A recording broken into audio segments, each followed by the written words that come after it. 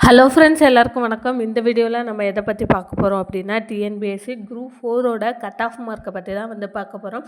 அதாவது எல்லாருமே பார்த்தீங்க அப்படின்னா உங்களோட மார்க்கை அனுப்பிச்சு கேட்டுட்ருக்கீங்க, என்னோடய மார்க்குக்கு கிடைக்குமா அப்படின்னு.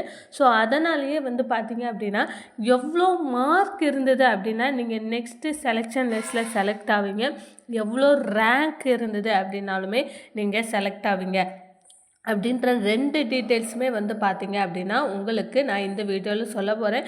முக்கியமாக பார்த்தீங்க அப்படின்னா இது junior assistant, VAO, typist, steno typist இவங்க எல்லாத்துக்குமே பார்த்தீங்க அப்படின்னா காமனாக எவ்வளோ கட் ஆஃப் மார்க் தேவை, எவ்வளோ கட் ஆஃப் ரேங்க் தேவை அப்படின்ற டீட்டெயில்ஸ் பார்த்தீங்க அப்படின்னா இந்த வீடியோவில் ஃபுல்லாக பார்க்கலாம். ஸோ வீடியோவை ஸ்கிப் பண்ணாமல் கடைசி வரை பாருங்கள். உங்களுடைய மார்க்கையும் ரேங்கையும் மறக்காமல் கமெண்ட் செக்ஷனில் கமெண்ட் பண்ணுங்கள்.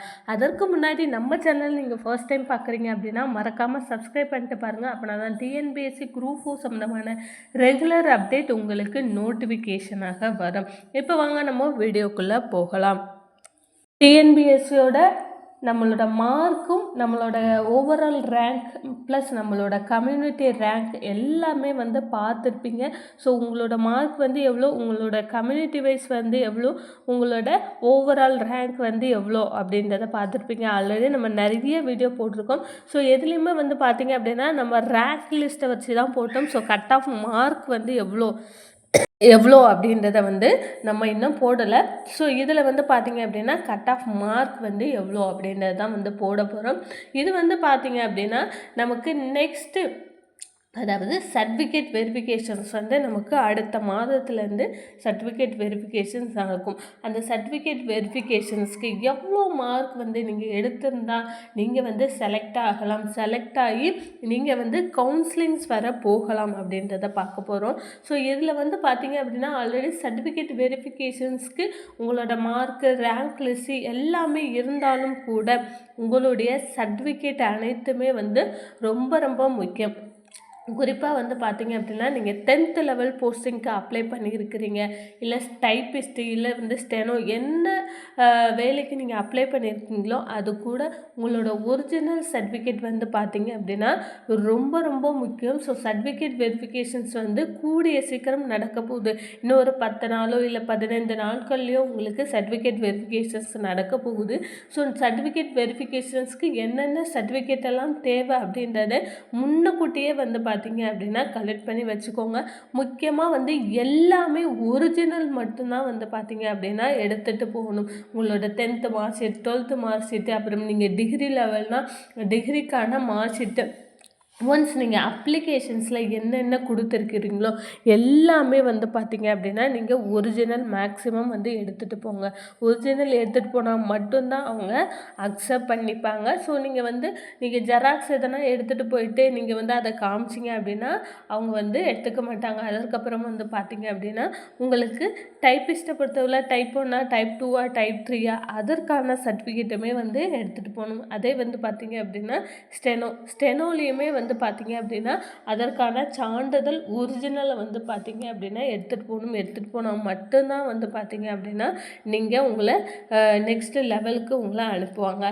இப்போ பார்த்தீங்க அப்படின்னா நமக்கு ஃபஸ்ட்டு ஜேஏக்கு ரேங்க் லிஸ்ட்டு பார்த்தீங்க அப்படின்னா ஓவராலாக எவ்வளோ இருந்தது அப்படின்னா நீங்கள் சர்டிஃபிகேட் வெரிஃபிகேஷன்ஸ்க்கு போகிறதுக்கான சான்ஸ் இருக்குது அப்படின்றத பார்த்துடலாம். ஃபஸ்ட்டு பார்த்தீங்க அப்படின்னா பிசி. ஸோ பிசியை பொறுத்தளவில் 1100லேருந்து 1200 ரேங்க் வரை நீங்கள் இருந்தீங்க அப்படின்னா கண்டிப்பாக நீங்கள் நெக்ஸ்ட் லெவல் செலக்ட் ஆகிறதுக்கான சான்ஸ் இருக்குது. அதே எம்பிசியை பொறுத்தளவில் 700லேருந்து 750க்குள்ளே நீங்கள் இருந்தீங்க அப்படின்னா நெக்ஸ்ட் லெவல் செலக்ட் ஆகிறதுக்கான சான்ஸ் இருக்குது. இதே எஸ்சி 500லேருந்து ஒரு 550 அந்த ரேஞ்சில் கூட நீங்கள் இருந்தீங்க அப்படின்னா கண்டிப்பாக நீங்கள் நெக்ஸ்ட் லெவல் செலக்ட் ஆகுவீங்க. இதே பிசிஎம் அதாவது முஸ்லீம் இவங்க 120லேருந்து ஒரு 10 ரேங்க் நமக்கு வேகன்சிஸ் இன்க்ரீஸ் பண்ணால் ஒரு 10 ரேங்க் கூட எக்ஸ்ட்ரா வந்து சொல்லலாம். ஸோ 130க்குள்ளே நீங்கள் இருந்தீங்க அப்படின்னா செலக்ட் ஆகலாம். அதுக்கப்புறம் SCA வந்து 100 ரேங்க்கு, அப்புறம் ST வந்து பார்த்தீங்க அப்படின்னா 60 ரேங்க்குள்ளே இருந்தீங்க அப்படின்னா நீங்கள் செலக்ட் ஆகிறதுக்கான சான்ஸ் இருக்குது. இதில் வந்து கட் ஆஃப் மார்க் இதுதான் வந்து முக்கியம். ஏன்னா நிறைய பேர் இதுதான் வந்து கேட்குறீங்க, கட் ஆஃப் மார்க் எவ்வளோ சிஸ்டர் இருக்கணும் அப்படின்னு. ஸோ கட் ஆஃப் மார்க்கை பொறுத்தளவில் உங்களுக்கு பிசி வந்து பார்த்தீங்க அப்படின்னா உங்களுக்கு 150 to 152 இருந்தீங்க அப்படின்னாலுமே வந்து பார்த்தீங்கன்னா செலக்ட் ஆகிறதுக்கான சான்ஸ் இருக்குது. எம்பிசியை பொறுத்தளவில் 152 அதுவே தான். அதுக்கப்புறம் எஸ்சியை பொறுத்தளவில் 148 ரேங்க்குள்ளே இருந்தீங்க, சாரி 148க்குள்ளே உங்களோட கட் ஆஃப் மார்க் இருந்தது அப்படின்னா நீங்கள் செலக்ட் ஆகிறதுக்கான சான்ஸ் இருக்குது.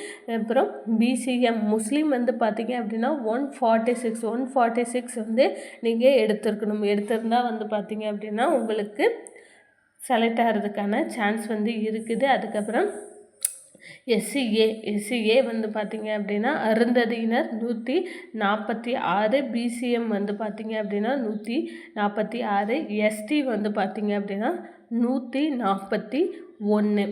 அதுக்கப்புறம் தட்டச்சர் டைப்பிஸ்டோட ரேங்க் லிஸ்ட் வந்து எவ்வளோ இருக்கணும். ஃபஸ்ட்டு பிசியை பொறுத்தளவில் 750 ரேங்க்கு இல்லை வந்து 800க்குள்ளே இருக்கிறீங்க அப்படின்னாலே வந்து கிடைக்கிறதுக்கான சான்ஸ் வந்து இருக்குது. இது வந்து ஓவரால் நான் வந்து சொல்கிறது.